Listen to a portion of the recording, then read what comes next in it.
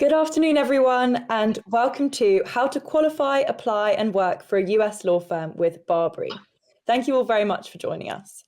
This event is going to run from 4 until 5:30 p.m. and we're going to kick off with some short talks and a panel discussion from our speakers here on the stage.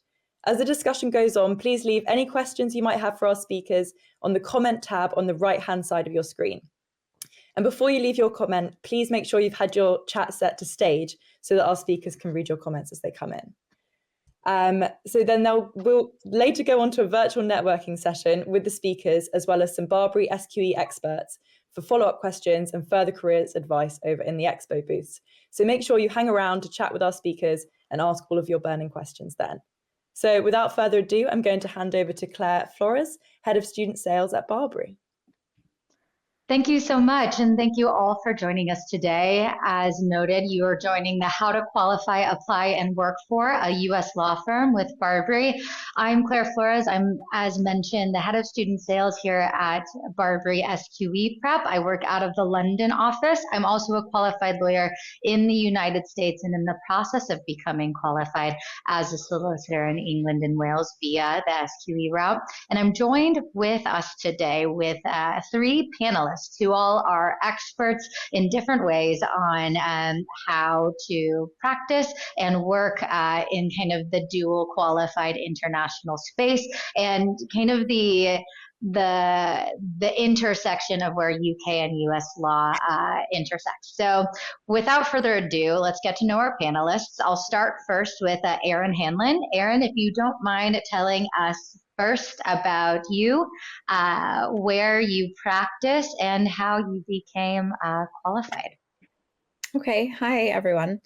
I am from Michigan, and I went to undergrad in Michigan, and then I went to law school in Chicago. I practiced for an employment firm in Chicago. I was doing U.S. employment law there for a while until I met my now husband and decided to move to the UK. So I now live in London. I've lived in London for about 15 years, and I went through the process of trying to find a job here because I was qualified as a US attorney, so trying to find a job in London for a US firm. So I've been through that process. I quickly realized that there's not a lot of practice areas that you can do. So I ended up getting a job in US immigration. And I worked at a firm for a while before me and my two business partners left and started our own firm about 10 years ago now. And we have an office in London and New York. So we practice US immigration. And I run the London office, and my business partners both run the New York office. Which is amazing, Erin. You all kind of started your own immigration practice. What kind of clients do you work with? Mostly businesses looking to either open a U.S. office or expand their U.S. office, and then they send different employees over, and we need to get their visas sorted. I do a lot of artists, so a lot of UK DJs, grime artists, people like that who need to perform in the U.S., so I need to do their visas for their tours. Actors, a lot of artists, photographers and things. So mostly commercial clients, although we do family immigration as well. It's just those people often don't always use lawyers for their applications. So I see someone's asked me a question, so I'll type in. That's great. Yes, so Erin's going to type in the name of her firm. It's Greenwood, Hanlon, and Kendrick Limited. And you both have offices in London and the US, and how does that work? It's nice because a lot of the clients that we're representing are from Europe. I mean, we'll take clients from anywhere, but just based on where we're advertising and things, it ends up being a lot of UK clients or European clients. So, once they move to the States, we have a New York office, so I can kind of pass them over to that side of things if they want someone on their own time zone. So yeah, we handle things on both sides of the pond, which is really good for clients, I think. And yeah, I mean, we run both offices sort of, one as a UK company and one as a US company for employment purposes and tax purposes and things like that. But in terms of the lawyers, me and my business partners and the lawyers that we've hired and the paralegals that we've hired, we do like team meetings with all of us. So we act like one office, but like on paper, we're two separate offices. Got it. That's so interesting, and I think a really unique format to be in London and to work kind of on both sides of the pond with your partners. Let's move to Jasmine. Jasmine, tell us about your journey. And yeah, of course. Yeah. Hi, everyone. So I did my LLB at the University of Bristol in England, and then I decided afterwards that I wanted to sit the New York bar exam, and I did so with BARBRI. I studied for about 6 months. During my studies, I also started my LLM at Fordham University, and I did an LLM in intellectual property and information technology law. I passed the bar exam first try, and after that, I started working at a boutique intellectual property firm. And I was there for a while, and then I decided I wanted to take the SQE and become a qualified solicitor in England. And so I studied for the SQE with BARBRI, also passed on my first try, and I was studying while I was working full time. So it was really great to have a super flexible course that I was able to do while I was working. And then since then, I've worked at another international trademark firm. I worked in-house briefly, and now I'm back at an international trademark firm called Trademarkia, which is the largest trademark filer in the world. That's great. And you have a really interesting kind of pathway to qualifying in both the US and in England. Can you tell us a bit about your fast track? Yeah, absolutely. So in New York, you're allowed to sit the bar exam if you have an LLB. So unlike other U.S. states where you have to have a like a law degree from the U.S., you can do so with a law degree from common law countries. So, for example, England. So I sat the bar exam after my LLB. I didn't have to do like a whole JD, which is another 3 years. And I also decided to do an LLM, which helped me complete other requirements to become barred in New York. And then since I started working, I realized, oh, actually, I can become qualified as a solicitor because they had very recently changed it. I was the second sitting of the SQE, I think, so pretty early on. And it's now really much easier than it used to be to become qualified as a solicitor, because when I was doing my LLB, I was trying to get training contracts, and they're so few and far between. And this essentially opened up like a new path. And because I had already been working, I was able to become qualified without having to do a training contract. Right. So you were exempt from SQE too. Yeah, I was also exempt from SQE too. Yes. So I took one exam to become qualified in England, which was pretty great. So definitely that was a great way to fast track it. And I realized I became qualified as a solicitor earlier than quite a few of my colleagues who were on the LLB program with me, because I was able to essentially fast track that process. That's great. And a fun fact, Jasmine, you were the youngest woman to pass the New York bar exam, I believe. Yeah. Which is amazing. We're very, very proud of you. Tell us about the work. Tell us about the work that you do at Trademarkia. Yeah, so I'm a trademark attorney. That is something that I've really loved intellectual property. It's something that I realized I enjoyed during my LLB, and that's why I decided to do an LLM in it as well. And at Trademarkia, we help a lot of international clients. So that's like a combination of startups, it's solo entrepreneurs, and then also larger companies who really tend to have a global presence, but also even just starting in one country, and then we help them expand and protect their intellectual property abroad.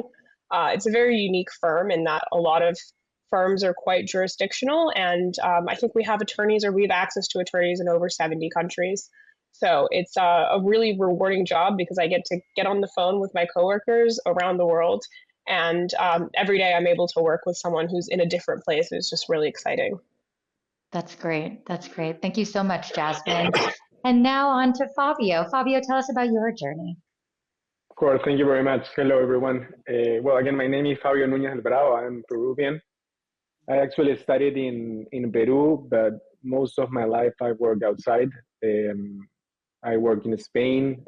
I do international arbitration. I also I intern at the ICC in Paris, and also work in London and also in Washington, D.C. Right now, I work in Washington, D.C.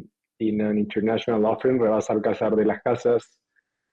The work is focused mostly in Latin America, but we work a lot with European and American clients also. I did my LLM at Yale Law School, and I'm currently doing a part-time PhD at Oxford University. So right now what I do is actually participating in international arbitrations, ICC arbitrations, ICSID arbitrations, etc., etc. And I also pass the New York Bar with BARBRI and also the SQE with BARBRI. So I'm a big fan of BARBRI. So yeah, that's an introduction of myself. That's great. And who are the clients that you work with typically with your international arbitration cases? Yes. Well, my work is very international. So you have a lot of international arbitrations, and the applicable law can be different. So a lot of our, for example, in a couple of days, starting a 10-day hearing, an ICC arbitration subject to Peruvian law. Then I have another one subject to Florida law. The asset of being admitted in several jurisdictions is that you are very versatile. I also participated in a couple of arbitrations subject to English law. So taking bar exams, SQ, is something that I really recommend because that open your doors. So you feel comfortable in participating in different disputes subject to different applicable laws. That's great. That's a big asset in my career. That's great to hear. That's great to hear. We have a couple of questions from the audience, which we'll scroll through and answer intermittently with our prepared questions. I'll go to Aaron first, though. Aaron, would you want to tell us a little bit about your preparation for the New York bar exam, or for the Michigan bar exam, rather? I took Illinois because I got a right. job at an employment law firm in Chicago. So I did it straight out of law school. I finished law school and then did the BARBRI studying, and then passed the Illinois bar exam. And then I worked at a U.S. employment law firm for a while, and then met my husband and wanted to move to the UK. So I did an LLM here as sort of a pretext to not moving countries for a boy, and then thought I would get a degree while I saw what happened there. And then, yeah, I ended up working in U.S. immigration because the employment law wouldn't transfer. I did sign up for the QLTS, which is what it was called prior to the SQE. And I got because there were 3 exams at the time, I got through the first one, and then I was supposed to do 2 more, but I got a job in U.S. immigration, so I kind of dropped the whole thing. Although I have been thinking of doing the SQE now that it's easier. So yeah, I studied for the bar exam like straight out of law school with BARBRI. That's how I prepared for that. And then I have not done the SQE. No worries. We can talk after about it if you like. That's great. That's great. Thank you so much for sharing. So our first question is for Jasmine, and it's kind of discussing securing a role in a US-based law firm. What do you think are the key differences between the recruitment approaches of UK versus US law firms, if any? I do think that they are quite similar. They are looking for pretty similar types of people. They want to see that you're hardworking, obviously having good marks in your law degree and any degrees that you did prior. That's pretty important. And I think a really big one that might be actually bigger in the UK than in the US is specifically commercial awareness. That's a thing that comes up a lot for UK firms, but isn't, as far as I can tell, mentioned for US firms. You obviously do want to know the market and understand what the firm does, but it doesn't seem to be quite the same hot topic. It is a similar process in recruitment in that you'd either do like a summer internship and you're more likely to get a role upon graduating. So in that sense, it is very similar. And a lot, yeah, as I said, the firms are looking for similar things. They want to see that you're hardworking, that you're interested in the work, and that you have this like really strong background in law. That's great. And how do you think U.S. law firms view maybe a specialized legal expertise from overseas? And what would an international applicant need to do to showcase their unique skills? That might be a good one for Fabio as well. Yeah, well, I definitely think that if you have expertise from like your home country, if a firm needs that kind of expertise, then you're extremely attractive to them. So if it's like a specialized firm, or even if they're a more general firm and they have a specialized area and they're trying to build a team, having like a very particular background can be a really big selling point for you. And if you're already able to work there and you're already qualified in that country, then that's almost like a no-brainer for them to hire you. That's great to hear. Yeah, Fabio. Of course, it's a very interesting question. I mean, if you want to work in the U.S. and you are not from the U.S. or the same regarding England, I mean, most of the time the law firms will think you're valuable because they wanna involve you in work that is related to other jurisdictions, and so it can happen, but it is very unusual that you will be hired by them and work on matters, I don't know, U.S. matters. So when I work in London and also in the U.S., most of the time they involve me in Latin American matters. So it is extremely valuable to be admitted in other jurisdictions. That's something that U.S. and UK law firms value a lot because they need people that have a domain that have a civil law background. So of course, that's something that I actually encourage to everyone, to my students, be admitted to as many jurisdictions as you think is reasonable, because it's something that law firms will value a lot. I think that's really good advice. And I think you have such an interesting perspective as a civil lawyer, especially as to how having two kind of qualifications and two or multiple rather understandings of US, UK, and Peru, having multiple qualifications and knowledge of bodies of law and jurisprudence can be really valuable, especially in a field like international arbitration. That's great. Jasmine, what types of roles and practice areas are typically available and in demand have you seen? So I think definitely if you're dual qualified, I mean, if you just look at the people on this panel, we're all doing international work.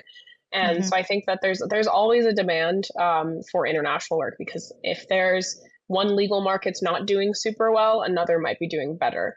I do think that, it comes in waves. So some things are more in demand than others. I think IP is always pretty big. And right now it's especially a hot topic, copyright specifically, especially with AI. So at least in my field, that's something that's been really big and very much in demand at the moment. That's great to hear. I'm going to ask Erin a little bit about the experience and application process, and I do see we have some questions in the chat, so we will get to them.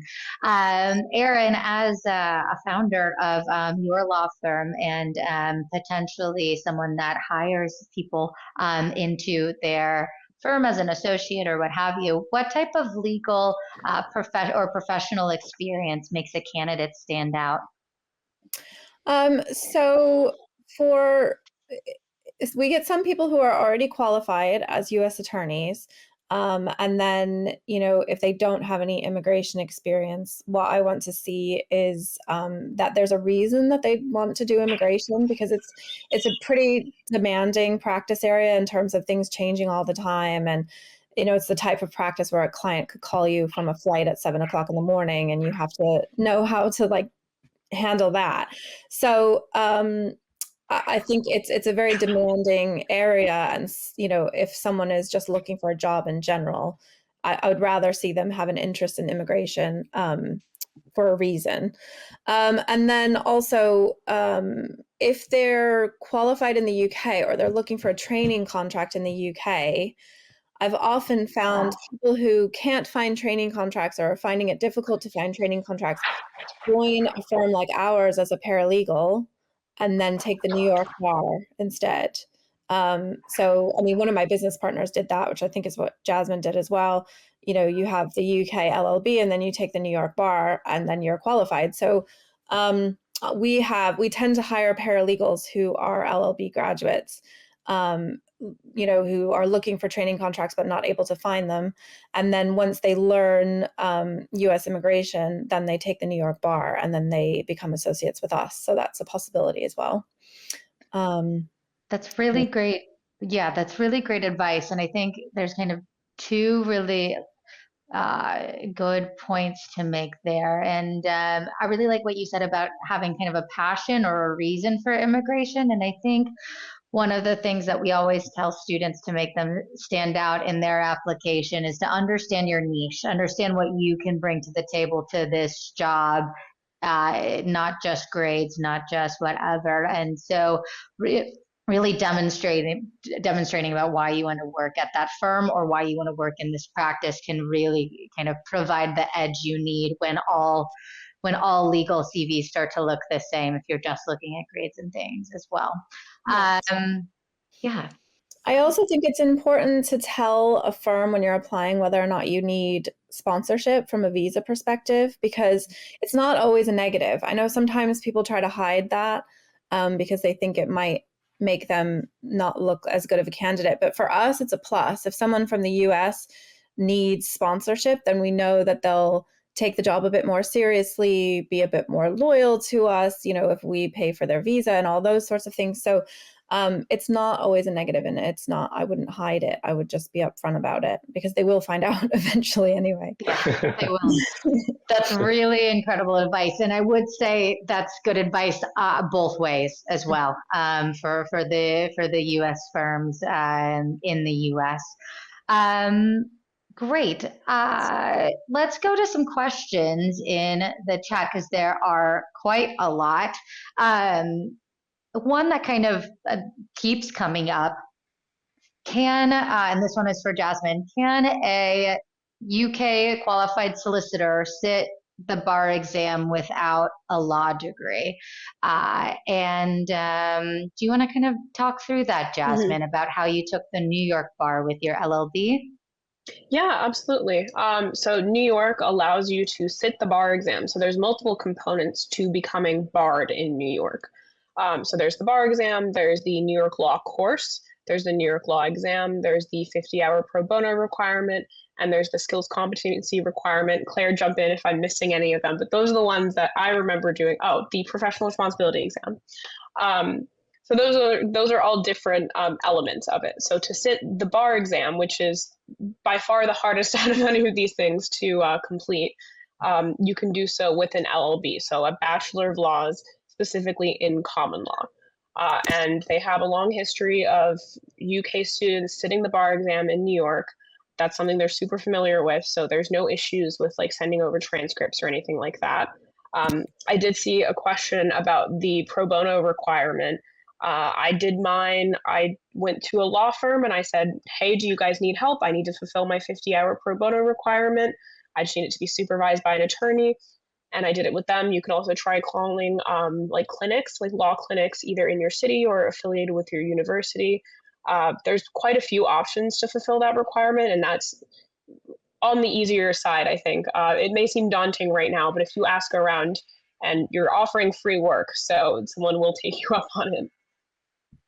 Yep, exactly. And I think, thank you so much for grabbing that pro bono question as well. Exactly. You can also do the pro bono anywhere around the globe as well. It doesn't necessarily have to be in the US. It just needs to be pro bono legal work for that New York requirement.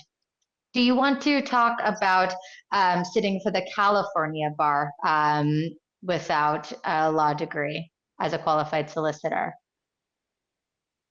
Jasmine. Is that a question? Yeah.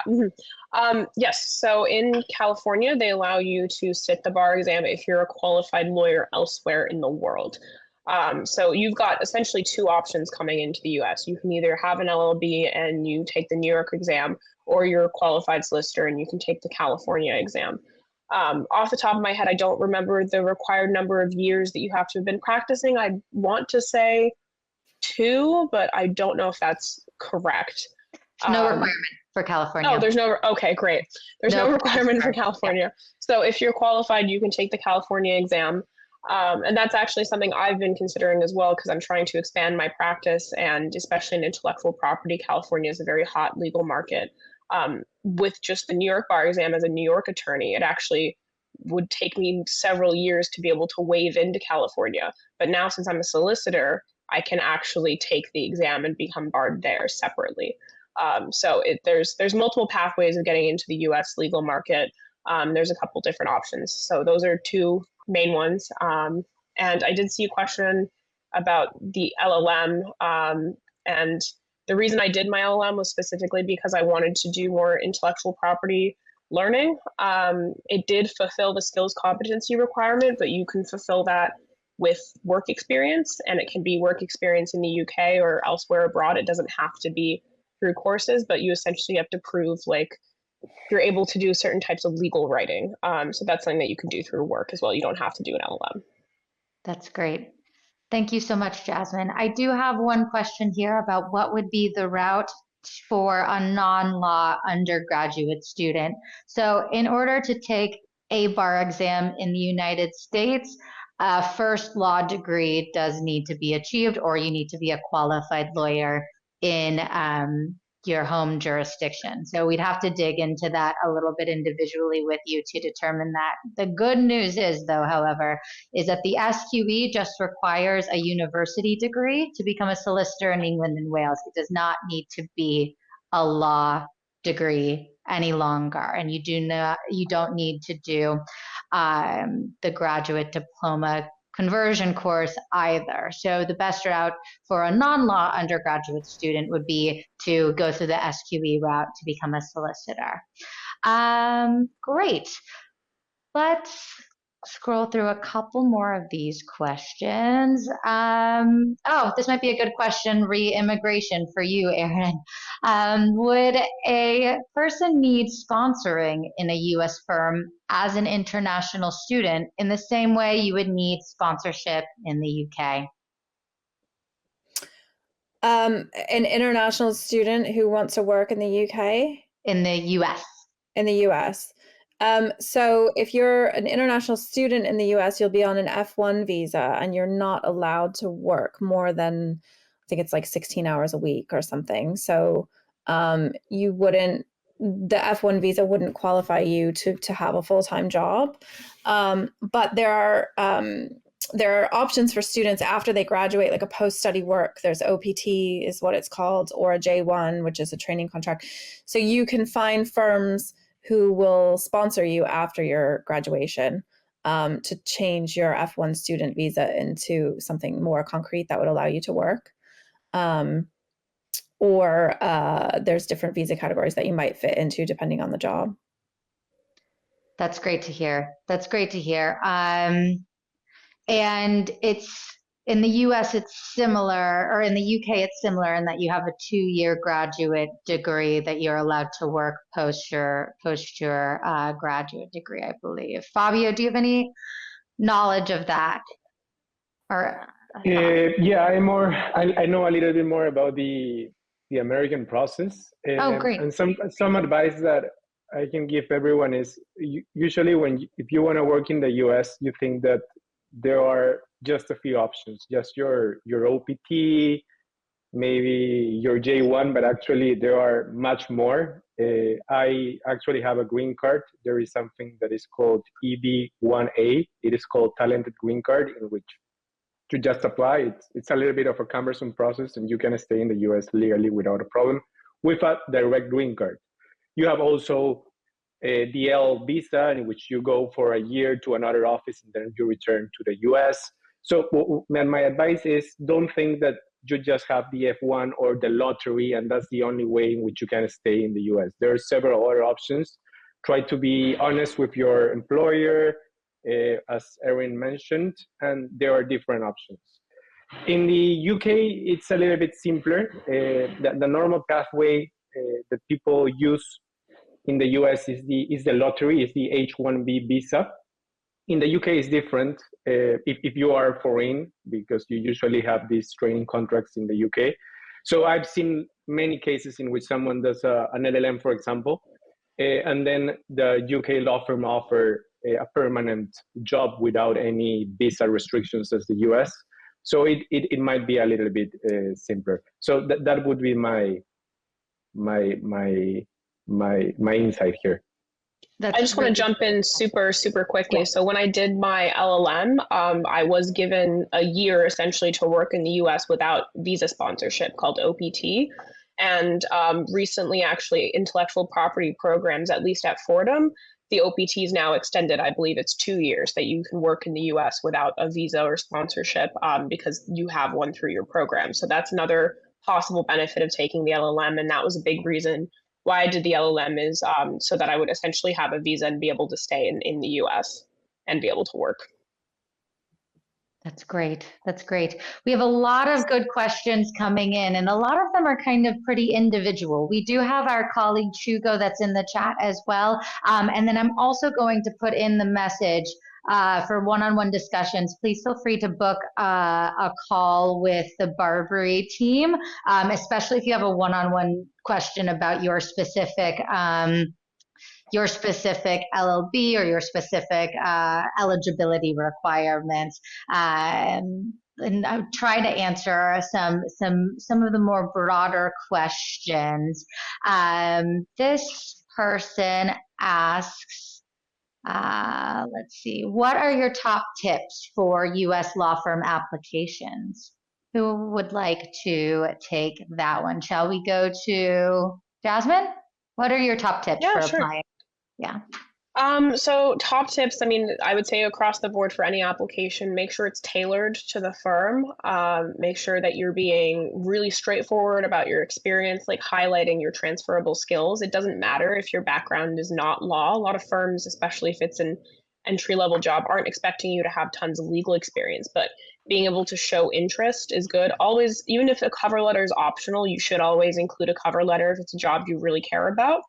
And just networking if you can. Networking is really important. If you know someone at the firm, having them like put in a good word for you, or even just reaching out on LinkedIn to people who work at the firm. I mean, LinkedIn has all these really great features where you can filter by what university they went to. I think my best interactions have actually been with people who are here in the US who went to Bristol, just because they're so happy to see someone who did the same degree as them. So if you have that like angle essentially with them that you went to the same university, they might really like that and they might be able to help you out. So I'd say those are the biggest ones. Referrals are really important at US law firms and can really make a difference in whether or not you get an interview to begin with. That's really great insight, I think, because in the US market, you are, as you mentioned, competing with everyone else graduating with the degree. So referrals and networking become really kind of key. This next question we'll give to Fabio, if that's okay. What are the main differences between UK and US law firms from your experience? Yeah, that's a tough question. I think to some extent they are similar, but I think that the culture is completely different. So the long hours, I mean, it's the same. But I think usually UK firms play greater emphasis on work-life balance. They have more generous vacation policies. I mean, something that I usually did when I work in the UK is, I don't know, go for a beer with my peers, etc., etc. That's unusual in American law firms. Like, I don't know, you're just working. There might be exceptions. That is just that was my experience. But besides that, it is pretty similar. You have a lot of magic circle law firms in the US and great American firms in the UK. So in my experience, the main difference between them is cultural. That would be my insight here. That's great to hear. I wonder, Erin, if you have a different perspective on the US law firms that you've worked with. No, I would say that that's true. I think US law firms in general tend to be more work, whereas the UK firms, I mean, you need to get your work done, but we have more after work socializing. We have a lot more holiday. I mean, our holiday policy is very generous. And, in the UK, it was just Friday and Monday off. I know that's not true for a lot of the US firms. So at the UK in August, they do summer Fridays at a lot of these firms where nobody works on a Friday. So the work-life balance in the UK is much, much better.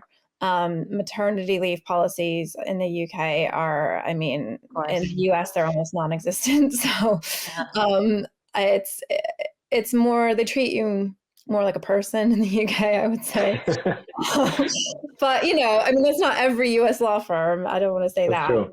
I think True. I've been here for so long that it used to be very, very different. I think now some of the US firms are starting to get on board with changing their policies, but it's still, my clients and the companies, the UK companies email at normal hours. The US companies are emailing all hours of the night. They're working late. I think it's true, not even just for law.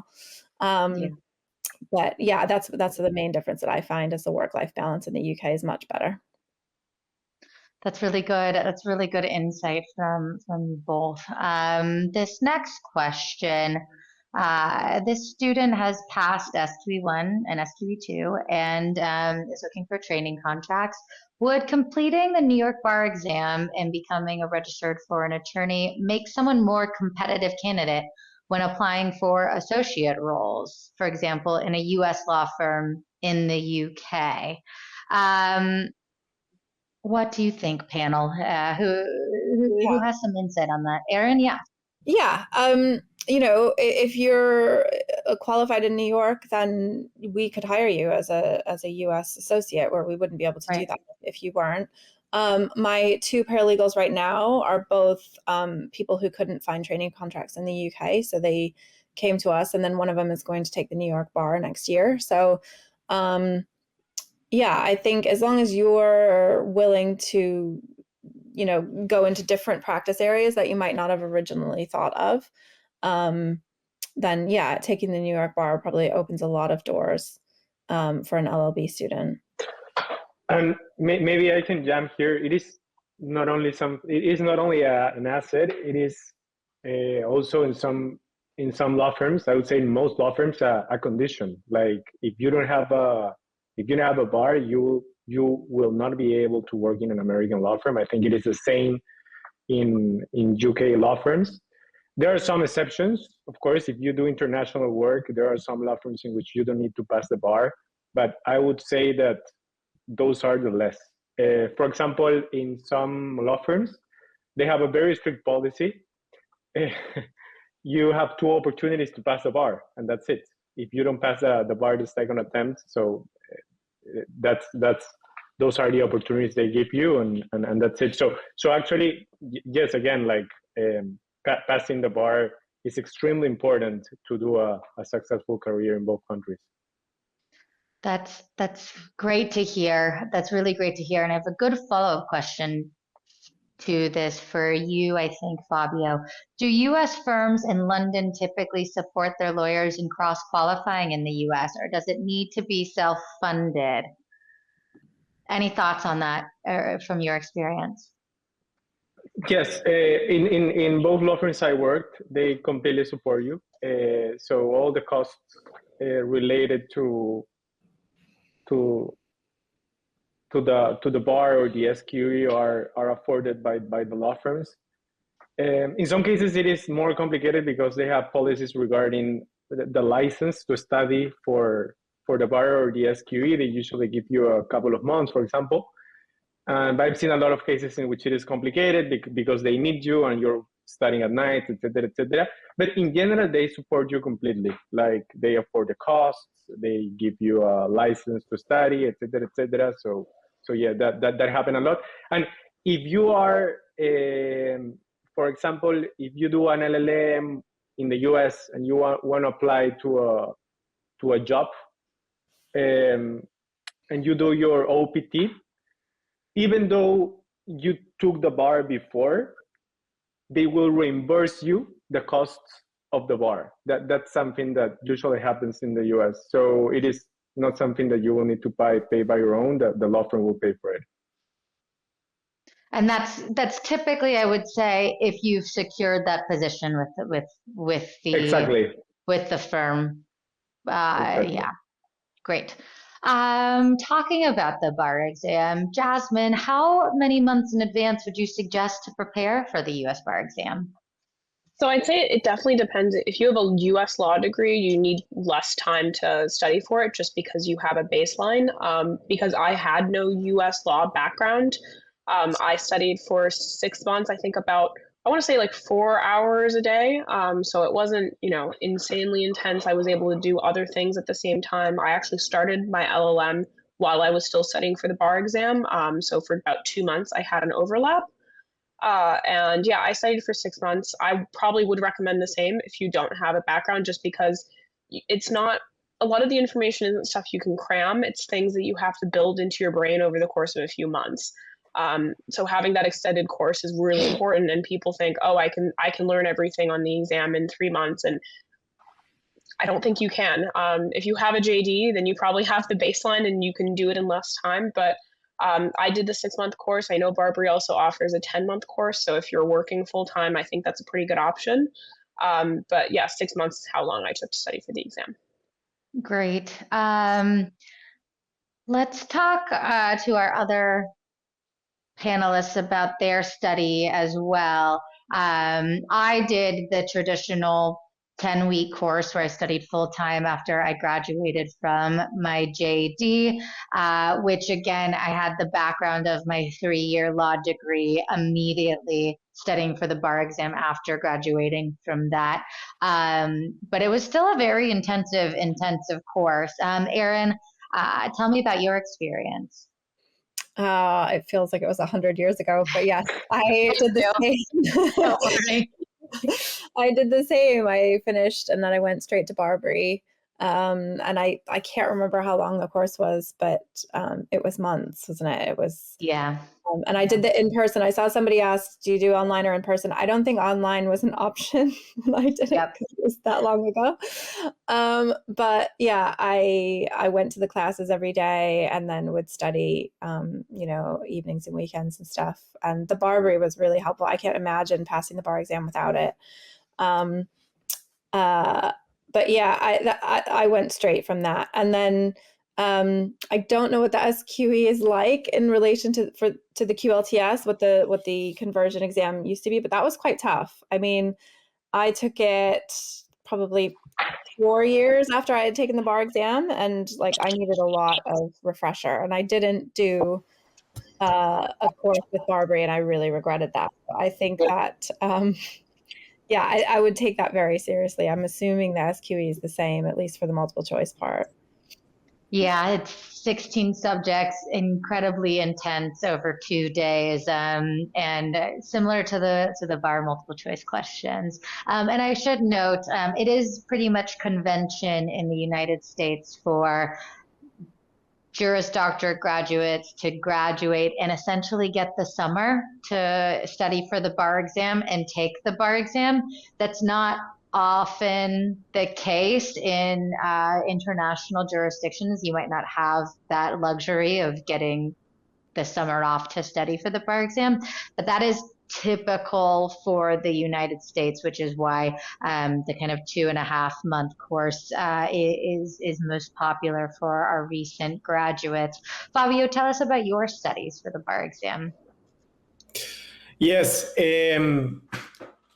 I did my LLM and immediately started studying for the bar, but I have a funny story, and I feel in very good position to recommend BARBRI, and I explain why. When I was working in Spain for a while in international arbitration, I wanted to become a solicitor because I was working in Europe, and I decided to start studying to become a solicitor, but the work was very, very hard. And I bought the materials from another program, not BARBRI, which I didn't like, to be honest. And then I went to do my LLM at Yale. Then I started studying for the bar. And then I passed the bar. and then I compared the materials of the SQE and the New York bar, and I found out that to some extent they are very similar when you study towards contracts, etc., etc. But I already passed the New York bar with BARBRI, and I love BARBRI, and I said I'll pay BARBRI for the SQE. So I have compared the materials of BARBRI and of another program. BARBRI is much better. I really recommend it. But the thing that I wanted to say is, yes, I did this 10-week program. It is very intense. That's the only thing you will do for a couple of months, a little bit more. I mean, if you want to pass. What I can say you is that if you do the program, you have high probabilities of passing the bar. Like BARBRI puts you in a really good position to pass the bar. But the other thing that I want to tell you is that don't think that the exams, as my colleagues were mentioning, are completely different. If you pass one exam and for any reason you want to take the other one, the fact that you have already passed the first one, it's a real advantage. A lot of the subjects that you're studying are pretty similar, so it will be easier to pass the other exam. Of course, it's an investment, et cetera, but for some candidates as me, I do international arbitration. Being admitted in several jurisdictions is an asset, and that's the reason why I did it. So yes. I think that's a really good point because if you think about it, the US is common law and it's derived from English common law. So a lot of the principles and rules of law are derived from English law. And actually, when I studied for the QLTS, I found that England has actually simplified some of the rules of law compared to the US. The US has funnily made some of the rules of law much more complicated, or it just hasn't evolved it enough to be less complicated, where English law has reduced the complexities a bit where they could. At least that was my experience. Yeah. So good question, kind of following up on that. Is there a particular order you would recommend getting qualified, as in SQE first or the New York bar first? That's difficult to say. Based on really, preference, I guess, yeah, you know? I really like the way I did it. New York bar first. But I don't know, I will have to experiment the other way around to tell you. But in both cases, I think that you will have an advantage. And of course, in some subjects, when you do torts, contracts, property, et cetera, if you do a con law, procedural law, in both jurisdictions, they are completely different.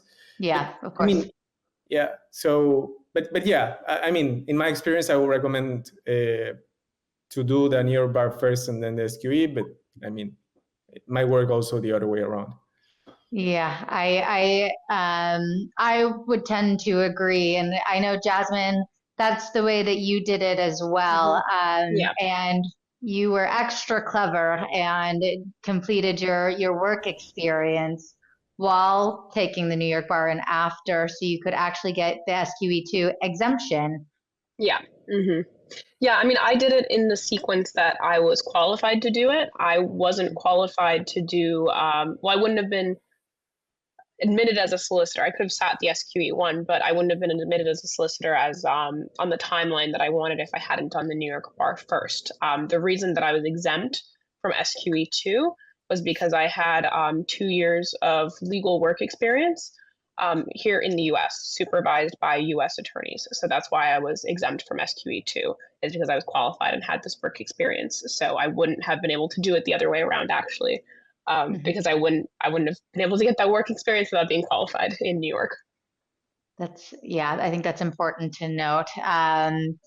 A question again for you, Jasmine, about an LLM. I think I've lost it. The question was essentially, was your LLM helpful in getting a job in the US or sitting the bar generally? So for sitting the bar, I would say no, because I sat the bar exam about 5 to 6 weeks into my LLM program. For the people that I spoke to on my course who were also international students who sat the bar exam after the course, they did say that it helped provide, like we did a class on like foundations in US law. So it helps you sort of orient your mind into like a US legal thinking. The content is not really there. An LLM is specialized. You're not just learning basic legal principles, whereas the bar exam is a lot on basic legal principles.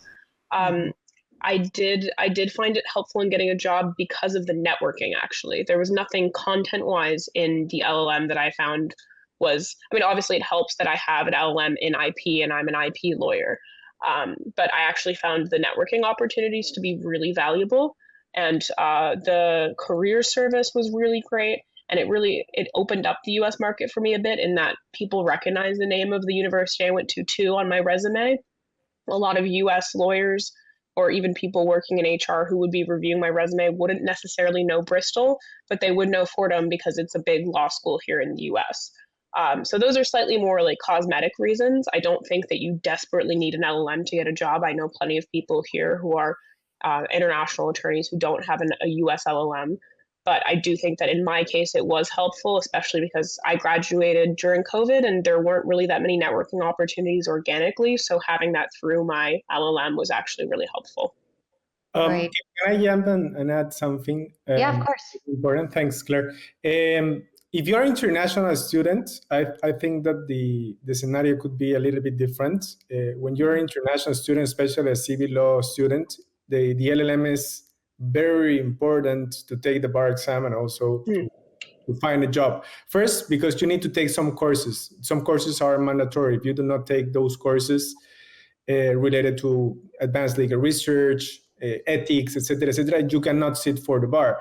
And also, one of the requirements is that you need to take, I think, a couple of courses of black letter law, like contracts, torts, procedural law.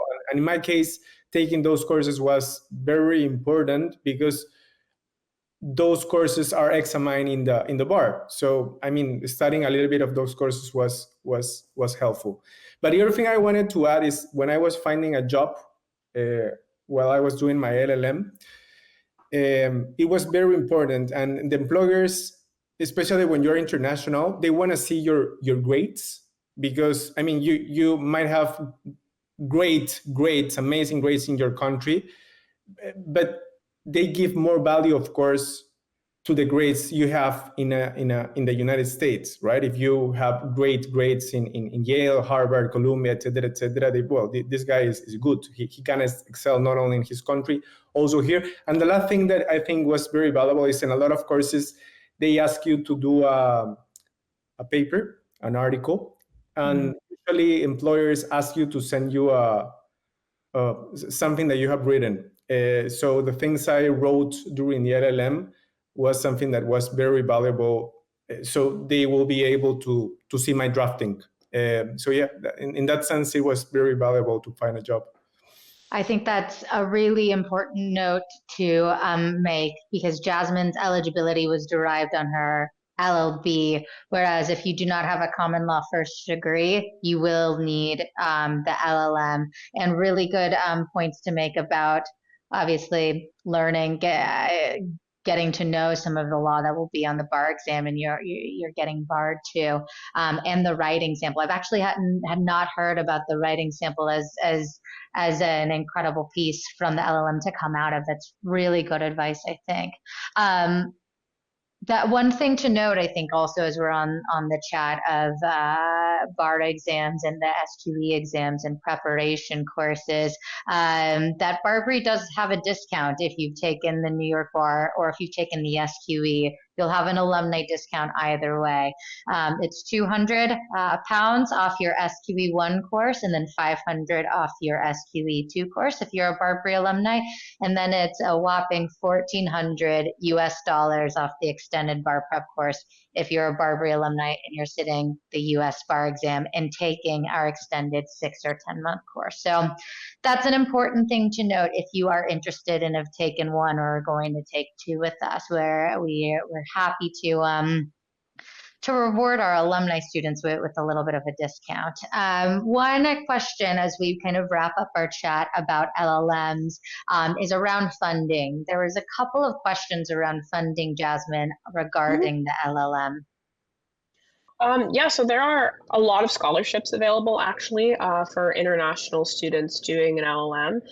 Quite a few more actually than I was anticipating. So for me, I was able to get a scholarship that covered quite a good chunk, and then I self-funded the rest. I worked while I was doing my LLB, and then I was also working while I was doing my LLM. And then for the remaining small amount, I took out a loan, which I was able to pay off once I had a U.S. law firm job because they do pay quite well. So that's how my funding was. I do know that there are, as I said, a lot of scholarships available. My scholarship was through my institution, but I do know that especially in the UK, there are even government scholarships for people doing studies abroad. So even just looking around online, there's quite a few options, and some of them don't require huge applications or essays. That's great. That's really great to note. And I think it's really important to kind of look at your network as well to see what kind of scholarships are involved, especially if you're working in a specific sector. There's often immigration specific, intellectual property specific, international legal specific scholarships, and also kind of merit-based scholarships awarded too for essays and things like that. Fabio, do you have anything to add? I mean, yes, and I can give a tip at the end that might be a little bit politically incorrect, but I think it would be very helpful for everyone. Of course, it depends. For example, if you apply to NYU, you have a lot of merit-based scholarships. There are other universities in which they give a lot of financial aid, but scholarships based on financial aid. For example, in my case, in Yale, I got virtually full scholarship because we were only 25 in the class. So, I mean, it is easier to give a scholarship if you have a smaller class. But when you have bigger classes, they still give scholarship. For example, Columbia, 300 students. It is possible, but it is less likely. My tip is the following. Do not hesitate to negotiate with the law schools that have admitted you for scholarships.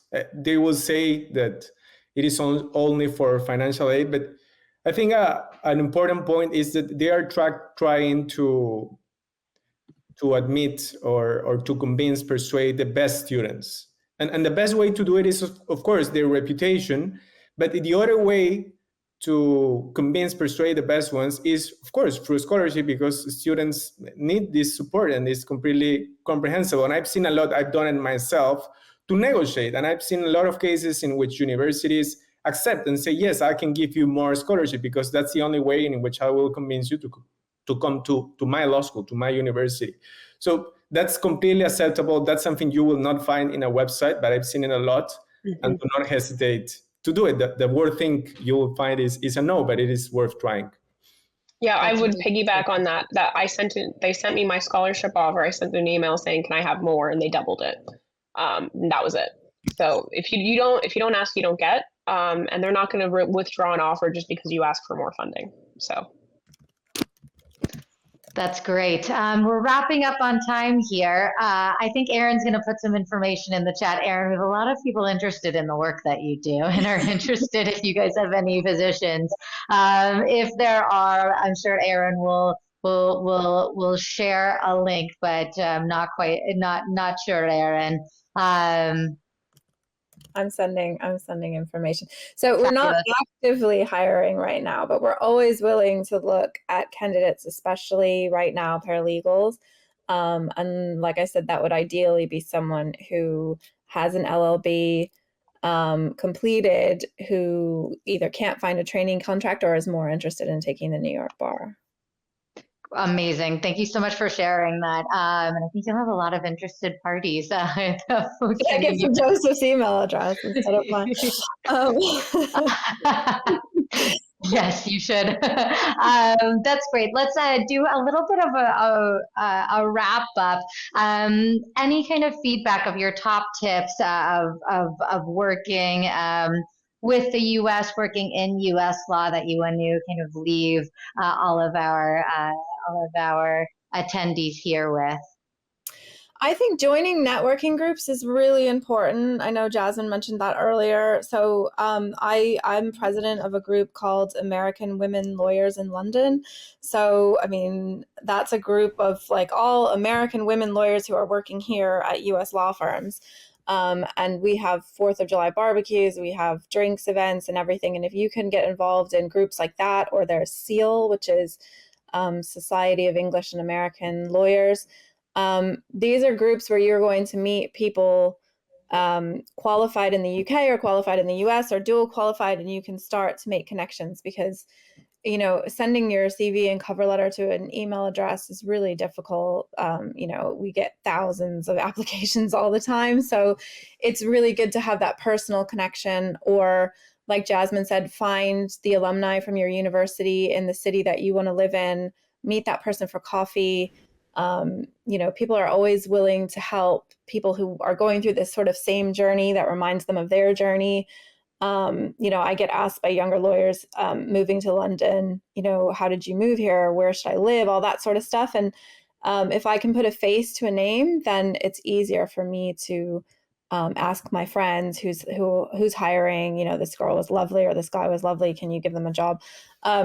So yeah, I would recommend meeting people in person, going to networking events, putting yourself out there, and talking to people after panel discussions, that sort of thing.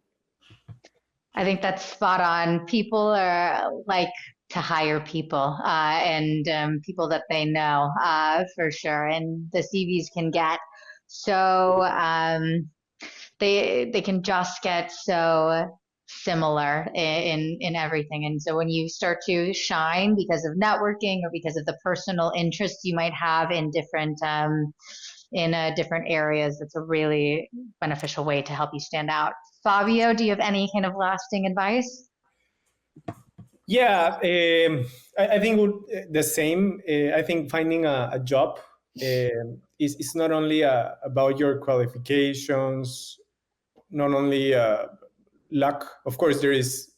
I mean, most of it is your qualifications, but it is also a matter of attitude.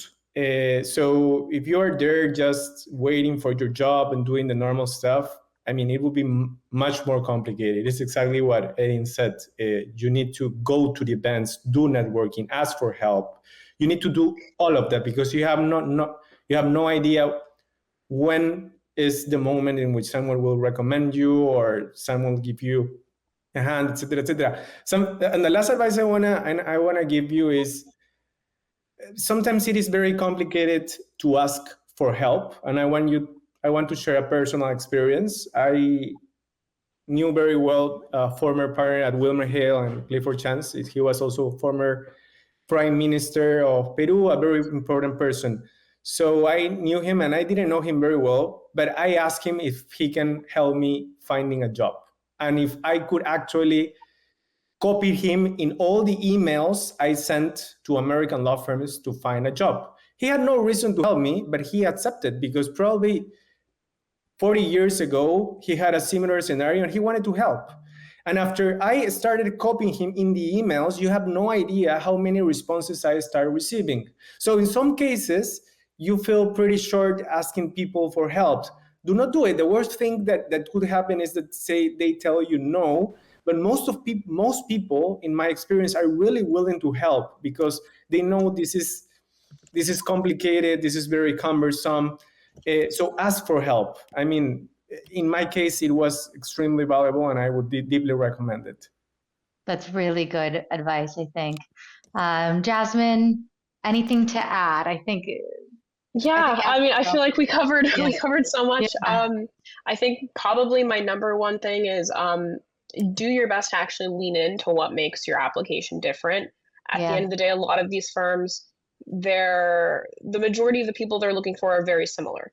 If you're in the position I was in where you weren't fitting really that mold, just keep leaning in and find your niche, explore what you're interested in, and then just do what you can with it. On the networking thing, I've started doing networking events that are completely unrelated to law, just because they interest me, and you meet people through that. You know, people know lawyers, not just other lawyers. So I think that it is very valuable to just go out there, put your name out there, network as much as possible, and like just connect with others, because one day someone will be able to help you out. That's how I got my first job. Is one person just remembered that I was out there looking for a job who I'd spoken to a year prior, and they offered me a role. So you just get lucky sometimes. And it's not just luck, it's really exercising that muscle. And networking is a bit of a numbers game. And also, you need to be authentic and kind of know what you bring to the table. But it's also a muscle to exercise even after you get your first job. You know, associates and partners are tasked with doing a lot of business development and getting clients in their book as well. So doing all of these network events will not just serve you in getting that job, it will serve you in keeping that job, progressing through your legal career. And so start practicing that muscle now for sure. Well, thank you guys all so much again. I really appreciate it. This was an incredible chat. And I'll send it back to Legal Cheek. Thanks very much. And so, yes, that brings us to the end of our panel discussion. Thank you very much to our speakers for sharing their experiences this afternoon. And thank you as well, Claire, for chairing so expertly. So speakers, you can now click on Expo in the left-hand sidebar and head to BARBRI's booth to join the networking. And to everybody watching in the audience, thank you very much for coming and asking your questions. As I mentioned in the introduction, we will now be moving on to a networking session, which will run until 5:30 p.m. The event is not over yet, so please don't go anywhere. You too can head to the networking booths to chat to our speakers and BARBRI SQE experts by clicking on Expo on the sidebar on the left-hand side of your screen. Thank you very much for joining.